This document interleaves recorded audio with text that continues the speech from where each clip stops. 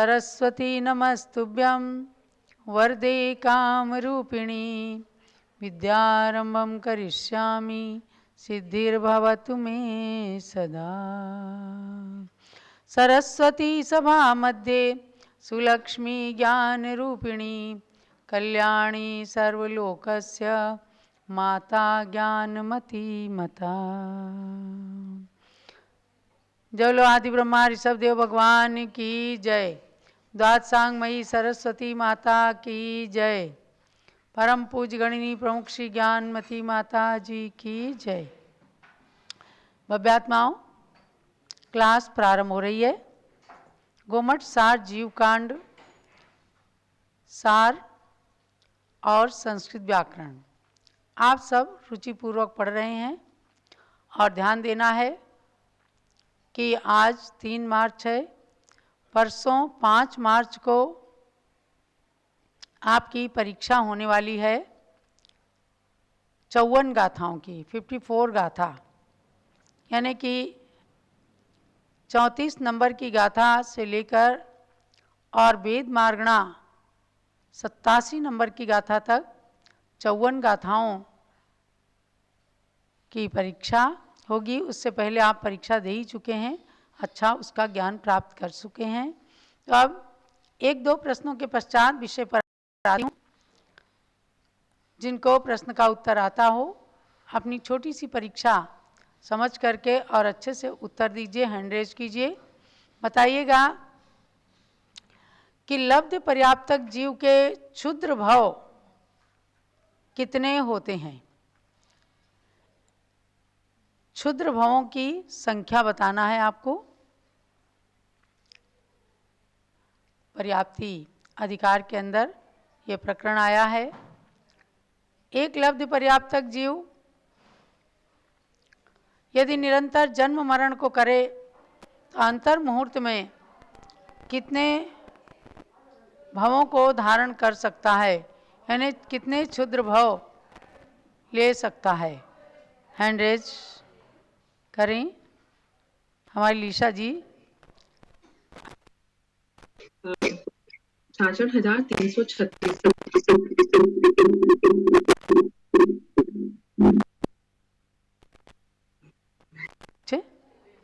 प्रियांश को ये तो बताती रहती हैं। प्रियांश जी आप अपने को अनम्यूट कीजिए। हाँ 66,336 भाव धारण कर दे। पहला उत्तर बताया और एकदम सही है। यानी एक लब्ध पर्याप्तक जीव एक अंतर मुहूर्त के अंदर 66,336 भवों को धारण कर सकता है। इसी के लिए कहा है एक श्वास में 8-10 बार जन्म्यो मरियो भरियो दुख भार, यानी कि एक श्वास में 18 बार जन्म मरण करने वाले एक लब्ध पर्याप्तक जीव के अंतर मुहूर्त में 66,336 भव हो सकते हैं। तो अब आगे आपको बताना है कि 2 इंद्रिय जीव के कितने प्राण होते हैं। 2 इंद्रिय जीव के, हाँ कोई बात नहीं, 2 इंद्रिय जीव के कितने प्राण होते हैं। हैंड रेज करें जिनको आता है। प्राण प्ररूपणा के अनुसार आपसे ही प्रश्न पूछा गया है। 20 प्ररूपणाओं में से प्राण प्ररूपणा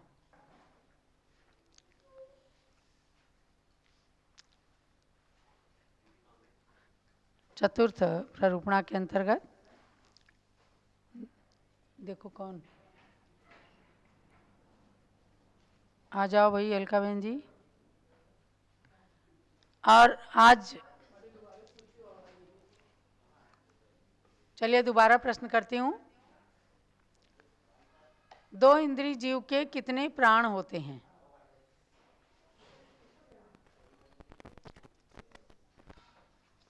दो इंद्रिय जीव के कितने प्राण होते हैं। देखो इसमें मीनाक्षी शाह, इनको हाँ बताइए मीनाक्षी। वंदना वंदना माता जी, 2 इंद्रियों के 5 प्राण होते हैं। स्पॉटलाइट करें अगले को। 2 इंद्रिय जीव के कितने प्राण होते हैं?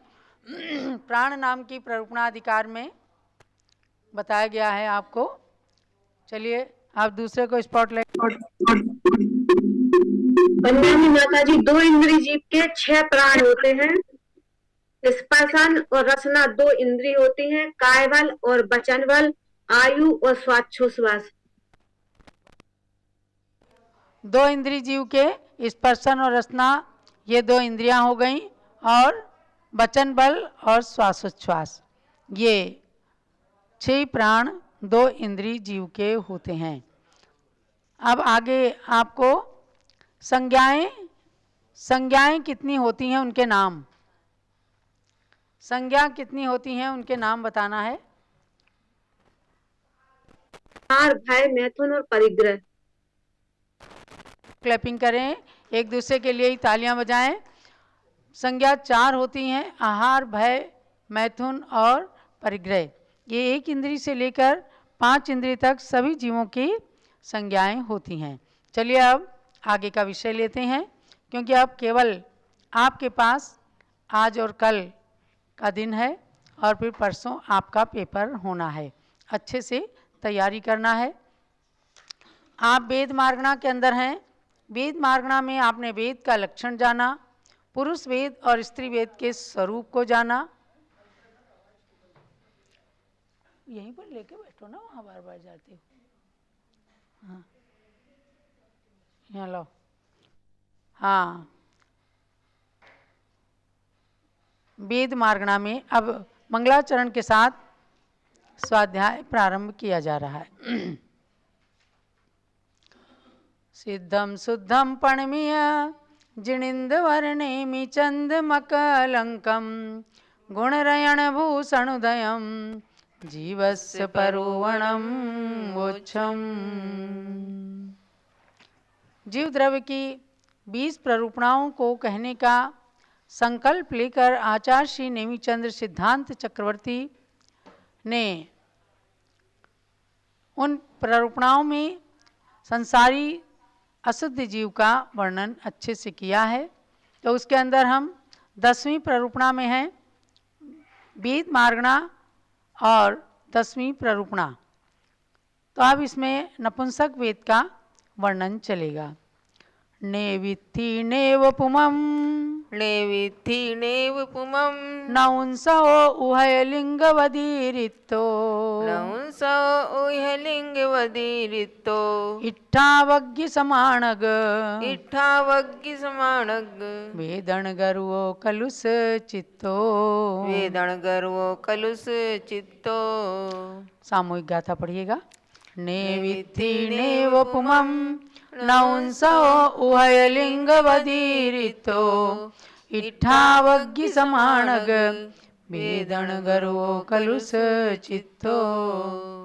नैव स्त्री नैव पुमान् नपुंसक उभय लिंग व्यतिरिक्तः इष्टापाकाग्नि समानक वेदना गुरुकः कलुष चित्तः।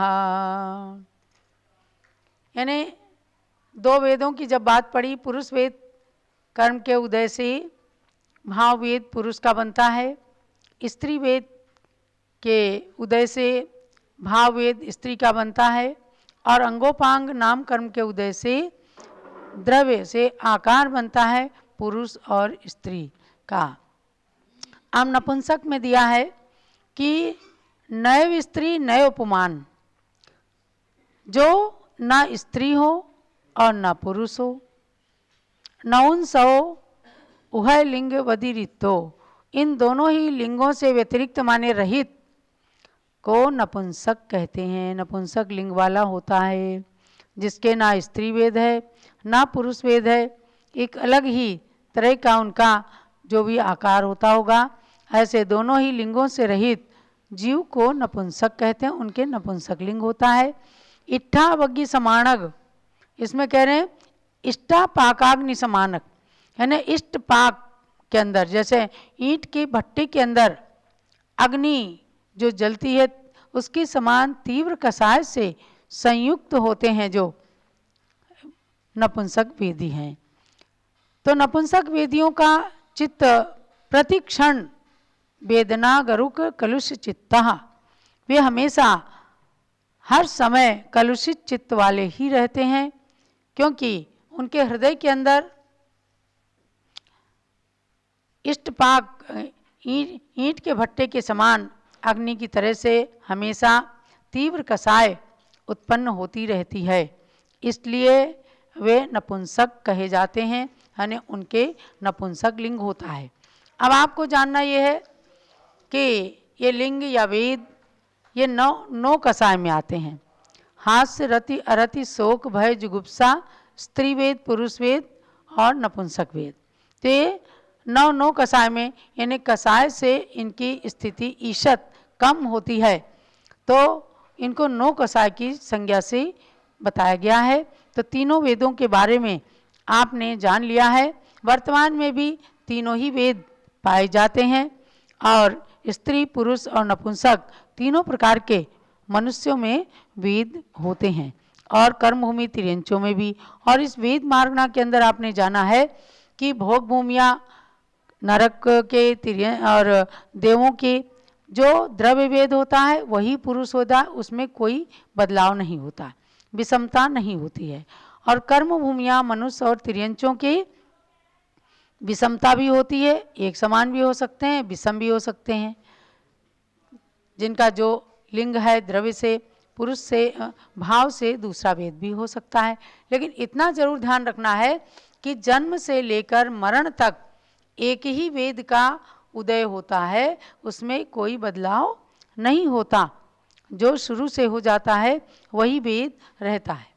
यदि कोई द्रव्य से पुरुष वेदी है और भाव से स्त्री वेदी है या नपुंसक वेदी है, फिर भी वह मुनि बन करके 6ठे 7वें गुण स्थानों को प्राप्त करके मोक्ष को प्राप्त कर सकता है। ये विशेष बात आपको जानना है।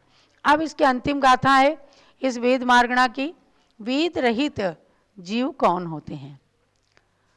तृणकारी सिट्ठ पागग की सरिस परिणाम वेदनुमुक्का। तृणकारी सिट्ठ पाणग्गी सरिस परिणाम वेदनुमुक्का। अवगय वेदा जीवो अवगय वेदा जीवा। सग संभवनंत वर सोखा। सग संभवनंत वर सोखा। सामूहिक रूप में गाथा पढ़िए। तृणकारी सिट्ठ पागग की सरिस परिणाम वेदनुमुक्का। अवगय वेदा जीवा सग संभवनंत वर सोखा। तृणकारी श्रेष्ठ पाकाग्नि सदृश परिणाम वेदनुमुक्ता। अपगत वेदा जीवा स्वक संभवानंतरवर सौख्या। इसके माध्यम से बता रहे हैं कि वेद रहित जीव माने जिनके कोई वेद नहीं होता, ऐसे कौन होते हैं? संक्षेप में जाने तो सिद्ध जीव ऐसे होते हैं जो अपगत वेदी कहलाते हैं, वेद रहित होते हैं। तो जो तृणकारी सिट्ठ पागग्गी माने कि तृण की अग्नि, कारीश की अग्नि और इष्टपाक अग्नि यानी हवा की भट्टे की अग्नि के समान वेद के परिणामों से जो परिणाम वेद उन्मुक्खा, ऐसे उन वेद के परिणामों से जो विमुक्त रहते हैं, उन्मुक्त रहते हैं, रहित होते हैं। अपगत वेदा, वे जीव अपगत वेदी कहलाते हैं, वे वेद रहित कहलाते हैं। और उन जीवों के फिर न स्त्री जनित सुख है, न पुरुष जनित सुख है, न नपुंसक जनित दुख है। तो सग संभव अनंत वर सुखा यानी कि अपनी आत्मा से ही उत्पन्न होने वाले अनंत और उत्कृष्ट सुख का उपभोग करते हैं। वेद रहित होकर के सिद्ध जीवों के शारीरिक गुण हो जाते हैं। तो वहाँ वेद रहित अवस्था में किसी प्रकार का उनको कोई दुख नहीं होता, बल्कि अनंत और उत्कृष्ट सुख को वे अनंत काल तक भोगते रहते हैं। तो क्या है, तृण की अग्नि के समान पुरुष वेद की कषाय कही गई है और कारीश कंडे की अग्नि के समान स्त्री वेद की कषाय कही गई है। और अवा माने भट्टे की अग्नि के समान नपुंसक वेद की कषाय कही गई है। इन तीनों कषायों से जो रहित हैं वे दुखी नहीं हैं, किंतु आत्मोत्त माने आत्मा से उत्पन्न हुए सर्वोत्कृष्ट अनंत सुख के भोक्ता हुआ करते हैं। तो वेद मार्गणा को बता करके अपगत वेदी का लक्षण कह करके इस वेद मार्गणा को समापन किया। हर मार्गणा के अंदर आप देखते हैं इंद्रिय मार्गणा में आगे इंद्रियातीत अनिंद्रिय जीवों का वर्णन करते हैं, कषाय मार्गणा में कषायातीत अकषायी जीवों का वर्णन करेंगे। यानी सांसारिक, पहले सांसारिक स्थिति से जीव का वर्णन करते हैं कि कितनी कषाय हैं, कितने वेद हैं, कितनी पर्याप्ति हैं, ये सब कहा। उसके बाद में इन सब से रहित सिद्ध भगवान की स्थिति का वर्णन भी किया गया है। तो इस प्रकार से वेद मार्गणा परिपूर्ण होती है और आप सबको इस वेद मार्गणा तक ही परीक्षा देना है। 34 नंबर की गाथा से लेकर 87 तक 54 गाथाएँ हैं, 54, और हो सकता है कि पीछे की गाथाओं में से भी कोई प्रश्न आ जाए, इसलिए आपको पूरी तैयारी के साथ परीक्षा देना है, डरना बिल्कुल नहीं है। और कल के दिन केवल प्रश्न उत्तर करके आपके विषय की तैयारी कराई जाएगी और आप सब बिल्कुल निर्भीक होकर के, निर्भय होकर के एक दूसरे को परीक्षा देने के लिए प्रेरित करें और आप स्वयं परीक्षा देकर अच्छे नंबरों से पास हों, यही माता सरस्वती से आपके लिए प्रार्थना है। चलिए अब हम आगे चलते हैं संस्कृत व्याकरण की ओर। संस्कृत व्याकरण में आप व्यंजन संधि को पढ़ रहे हैं। जिनके पास में किताबें पहुंची हैं या सॉफ्ट मैटर पहुंचा है तो वो 21 नंबर का पेज खोल लें। नहीं, 20 नंबर का पेज, क्योंकि इसमें आपने तच प्लस लक्षणम, इसमें कुछ लोगों की शंका ये रही कि कैसे इसमें ता को चा कैसे हो गया और सा कैसे हो गया। तो आपको देखना है कि तच प्लस लक्षणम तत् प्लस शमशानम था, तो अब इसमें सूत्र लगा था 72 नंबर का, लानुनासिके स्वपीछन्त्यन्ये, लानुनासिके स्वपीछन्त्यन्ये, उपयोग के साथ रहो ना, पूरे उपयोग के साथ करने। हाँ, इस सूत्र का अर्थ है ला और अनुनासिक के आने पर शकार को छकार विकल्प से होता है, ऐसा कोई आचार्य मानते हैं। तो क्या हुआ है कि श जो है ना, इसको तत् प्लस लक्षणम था, तो इसको शकार को छ हो गया विकल्प से, एक बार होगा और एक बार नहीं होगा, और तत् के ता को च हो जाएगा। इसमें कहा है कि पर रूपम तकार को 74 नंबर के सूत्र से पदांते दुटाम प्रथमा, इस सूत्र से चकार हो जाता है, तत् के ता को च हो गया और शा को इस सूत्र से 72 नंबर के सूत्र से छ हो गया। तो तत्लक्षणम, ऐसा थोड़ा कठिन पड़ता है लेकिन आपको नियम जानना है। तत्लक्षणम, और एक बार जब नहीं हुआ, विकल्प का मतलब है दो रूप बनना, तो जब नहीं हुआ तो ता को चा तो हो गया और शा को ज्यों का त्यों रहा। तत्लक्षणम, एक बार तत्लक्षणम और एक बार तत्लक्षणम, ऐसे ये ज्यों का त्यों रहा। ऐसे ही तत् प्लस श्मशानम ये है, तो इसमें भी इसी सूत्र से श को एक बार छ हो रहा है और ता को पदांते दुटाम प्रथमा से चा हो रहा है। इससे जो है बना क्या, तत्श्मशानम तत्शमशानम, एक बार छ और एक बार शा। ये है व्यंजन का व्यंजन के साथ मिलना, इसी को कहते हैं व्यंजन संधि, क्योंकि इसमें कोई स्वर नहीं है जिनकी संधि हुई। ऐसे तत् के शुरू के ता में आ स्वर है, लेकिन जिनकी संधि हुई है उन व्यंजन की व्यंजन के साथ संधि करके इस 72वें सूत्र के अर्थ को जानना। अब आप चलिएगा आगे का, वाक प्लस हीना, अच प्लस हलऊ, इसको उठाएं। हाँ देखिए, वाक प्लस हीना, तो अब इसमें ये चारों चीज़ें हैं, वाक प्लस हीना, अच प्लस हलऊ, सट प्लस हलानी, तत् प्लस हितम, ककुप प्लस हासा। ये दोनों तरफ के शब्द यहाँ पर स्थित हैं।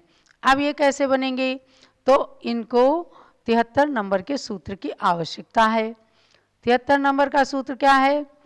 तेभ्य एव हकारः पूर्व चतुर्थम नवा, तेभ्य एव हकारः पूर्व चतुर्थम नव, तेभ्य एव चकारः पूर्व चतुर्थ, तेभ्य एव हकारः पूर्व चतुर्थम नवा।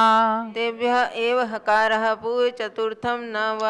इस सूत्र का अर्थ है कि वर्ग के प्रथम अक्षर से परे हकार को पूर्व वर्ग का चतुर्थ अक्षर विकल्प से हो जाता है। तो आप देखो क्या है का वर्ग के प्रथम अक्षर, वर्ग का प्रथम अक्षर क्या है?